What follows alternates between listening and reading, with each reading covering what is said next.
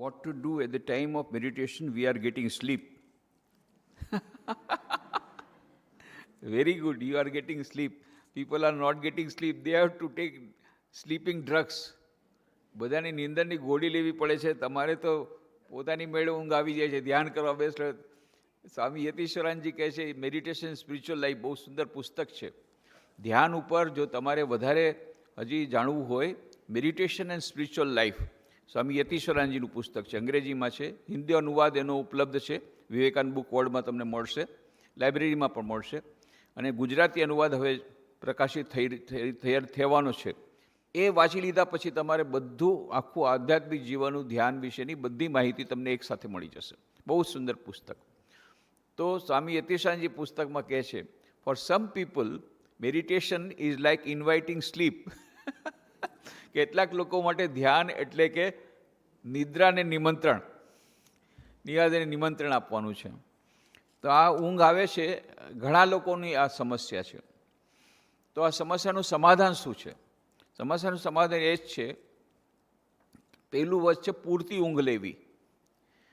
તો ઘણીવાર ઇન્સફિશિયન્ટ સ્લીપને કારણે રાતના ઓછી ઊંઘ થઈ ગઈ હોય, જેમ મેં વાત કરી કે સવારના વહેલા ઉઠવા માટે આપણે પ્રયત્ન કરીએ અને રાતના બહુ મોડેથી સૂતા હોઈએ અને નીંદર પૂરી ન થઈ હોય, તો પછી એ શું કરે કે ધ્યાન વખતે પૂરો એનું કમ્પન્સેટરી સ્લીપ લઈ લે, પોતે મન પોતાની રીતે જ ધ્યાન કરી લે, નિદ્રાની અવસ્થામાં ચાલ્યા જાય.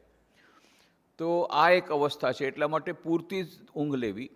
બીજું કે હેવી જમ્યા પછી, જો ભારે ખોરાક લીધા પછી પોતાની મેળે ઊંઘ આવશે. હવે તમે એ અડધો કિલો શ્રીખંડ ખાઈને પછી કહો ધ્યાન કરવા બેસો, એ તો ધ્યાન તો થવાનું નથી, સીધું સમાધિ જ થવાની છે. એટલે ખોરાક ઉપર પણ આધાર રાખે છે, અને ખોરાક પછી તરત જ મેં કીધું એને ગેપ રાખવી જોઈએ.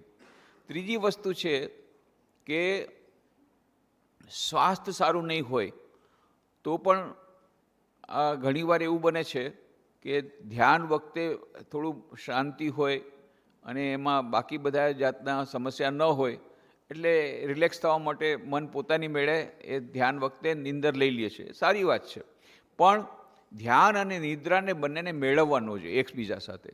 નિદ્રા લઈ લ્યો તો નિદ્રા જ લઈ લ્યો, પછી ધ્યાન કરવા બેસો ત્યારે મન સજાગ થવું જોઈએ. અને કેટલાક લોકો શું કહે છે, ભાઈ હું તો સમાધિમાં હતો, એને સમાધિ ન કહેવાય. એ સીધા સમાધિમાં જવાનું નથી, તો બહુ છેલ્લી અવસ્થા છે. યમ, નિયમ, આસન, પ્રાણાયામ, પ્રત્યાહાર, ધારણા, ધ્યાન અને સમાધિ, અષ્ટાંગ યોગમાં અષ્ટમ સોપાન છે સમાધિ. તમારે તરત જ સમાધિ લઈ લેવી છે. પહેલાં યમ કરો.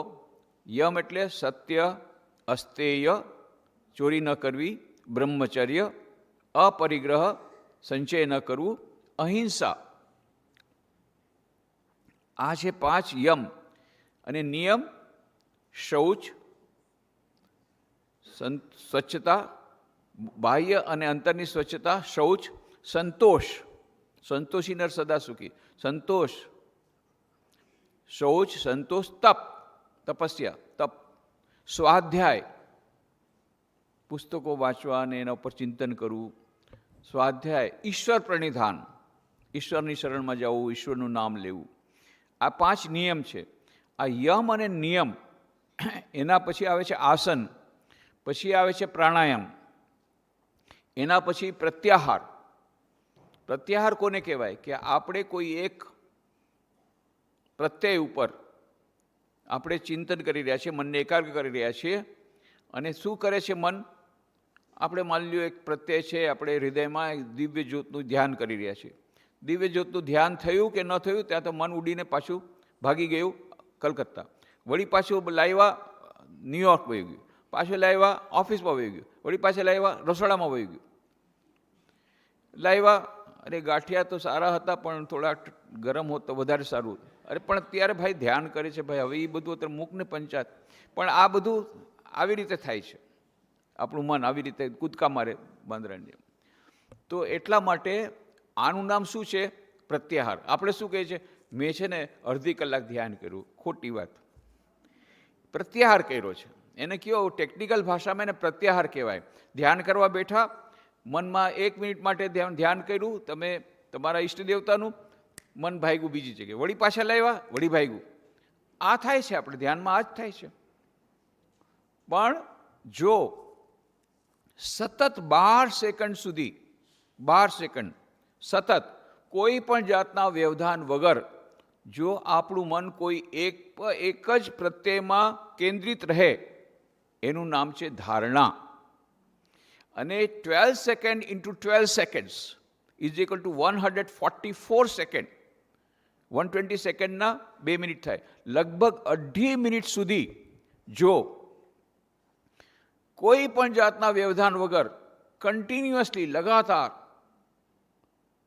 જો તમારું મન એકાગ્ર રહે કોઈ એક પ્રત્યયમાં, એનું નામ છે ધ્યાન.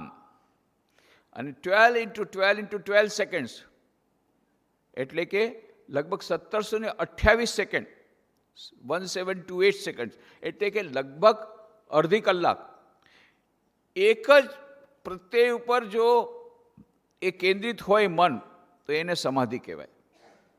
અને અસંપ્રજ્ઞાત સમાધિ, સંપ્રજ્ઞાત સમાધિ. અને તમારે નીંદર ખેંચીને કેવું છે કે મને સમાધિ થઈ ગઈ, એ તો અષ્ટમ સોપાન છે. હજી તો ધ્યાન નથી થયું, ધ્યાનની પહેલાં હજી ધારણા નથી થઈ, હજી તો પ્રત્યાહારમાં છો, એકદમ સમાધિની અવસ્થા.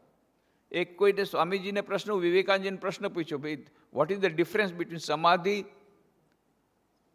And slip? ઊંઘ અને સમાધિ વચ્ચેનું અંતર શું છે? કારણ કે બંને બહારથી એક સેમ અવસ્થા છે. સમાધિ અવસ્થામાં પણ આપણને બાહ્ય ભાન રહેતું નથી, બરાબર? અને ઊંઘ આવે ત્યારે આપણને બહાર રહેતું નથી. કોઈ આપણા મોઢા પર થૂકી જાય, આપણને ખબર નથી પડતી કોણ થૂકી ગયું, આપણને કંઈ ખબર નથી. સમાધિ અવસ્થામાં પણ કોણ આપણને કે શું, કોઈ શાલ ઓઢાડી દીધું, કોઈ શાલ લઈ ગયો, આપણને ખબર નથી, આપણે સમાધિમાં છીએ. તો બંને વચ્ચે અંતર શું છે? બહુ સુંદર જવાબ આપે સ્વામી વિવેકાનંદ કે સમાધિ પછી જ્યારે માણસ પાછો આવે છે ત્યારે કેવો આવે છે? જ્ઞાની થઈને આવે છે. અને જ્યારે ઊંઘ પછી જ્યારે માણસ આવે છે, જેવો ડફોળ હોય છે એવો ડફોળ જ રહે છે.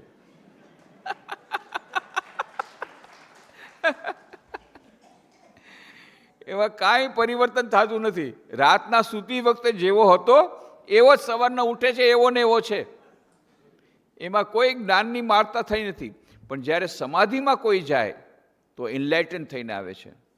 એ અતિચેતન અવસ્થા અને અચેતન અવસ્થા, એ બંને બે છેડા છે, નોર્થ પોલ અને સાઉથ પોલ. જ્યારે પ્રકાશ બહુ વધારે હોય તો આપણી આંખો અંજાઈ જશે, જોઈ નથી શકતા. પ્રકાશ બહુ ઓછો હોય તો પણ જોઈ નથી શકતા. પણ બંને સ્થિતિ સમાન નથી, બંને અપોઝિટ છે.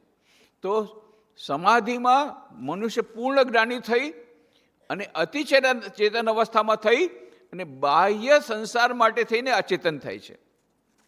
અને જે માણસ નિંદરમાં છે એ અચેતન અવસ્થામાં છે. અને અચેતન અવસ્થામાં સુપરચેતન અવસ્થામાં નથી, સુપર કોન્શિયસ સ્ટેટમાં નથી, અનકોન્શિયસ સ્ટેટમાં છે. આ બંને વચ્ચે અંતર છે. એટલે આપણે ધ્યાન વખતે નિદ્રાને ન આવે એના માટે પ્રયત્નો કરવા જોઈએ. એના માટે એક તો સફિશિયન્ટ ઊંઘ લેવાની, સફિશિયન્ટ સ્લીપ રાતના. બીજું કે ભારે ખોરાક ન લેવો, ઓછો ખોરાક લેવો. અને જેમાં પછી તરત જ ધ્યાન ન કરવું, થોડી ગેપ આપવી. બની શકે તો જમતા પહેલાં જ કરી નાખવું. ઘણા લોકો શું કહે છે અમે નિયમિત જળવાતી, પ્રશ્ન આવશે. બેસ્ટ છે તમારે ધ્યાન માટેની જે નિયમિતતા માટે સ્વામી વિવેકાનંદે બહુ સુંદર ઉપાય બતાવ્યો છે. જ્યાં સુધી સવારનું ધ્યાન નથી થયું ત્યાં સુધી સવારનો નાસ્તો નહીં કરવાનો. અને જ્યાં સુધી રાતનું ધ્યાન નથી થયું રાતનું જમવાનું નહીં. પોતાની મેળે ભૂખ લાગશે, ભાઈ ચાલો પહેલાં ધ્યાન કરો પછી જમવાનું મળે. પોતાના મન ઉપર આવી રીતે ઓટોમેટિક કંટ્રોલ થઈ જશે. તો એટલા માટે થઈને ઊંઘથી આપણે કરવું હોય અને કદાચ અને મેડિકલ તમે ટેસ્ટ પણ કરાવી લ્યો. જો વધારે આ પ્રશ્નથી ન થતું હોય તો કદાચ પેટમાં કીડા હશે, તપાસ કરાવો, તો એનું તમે ટ્રીટમેન્ટ કરી લ્યો. પણ ધ્યાન કરતી વખતે ઊંઘવું બરાબર નથી. ઊંઘ અને ધ્યાનને મિક્સ નહીં કરવાનું, અલગ કરવાનું.